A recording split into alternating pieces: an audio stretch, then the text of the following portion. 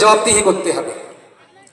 আমি অনেক মানুষ সম্পর্কে এমন জানি যারা সময়কে কাজে লাগিয়ে তারা তাদের কর্মে যাওয়ার ক্ষেত্রে গাড়িতে বসে বসে কোরআন পড়ে পড়ে কোরআনের হাফিজ হয়ে গিয়েছে। বলুন সুবহানাল্লাহ। আমরা চাকরিতে যাই, কর্মে যাই, বাসে বসে থাকি, গল্প করি আর কি আড্ডা দেই। নওজওয়ান যুবক ভাইয়েরা ঘন্টার পর ঘন্টা বসে বসে আমরা গল্প করে কাটিয়ে দেই। কি হবে? 1 ঘন্টা 2 ঘন্টা 5 ঘন্টা সময় পার করে দিলাম। যদি ওই সময়টা আমি নামাজ শিক্ষা নিয়ে পড়তাম অনেক কিছু শিখতে পারতাম। ওই সময়টা যদি আল্লাহ আল্লাহ করতাম আমার নামায় আমলে অনেক সব জোগাড় হতো।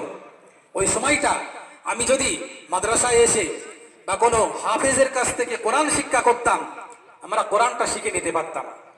প্যারে হাজিরিন, অবসর সময়কে কাজে লাগাতে হবে।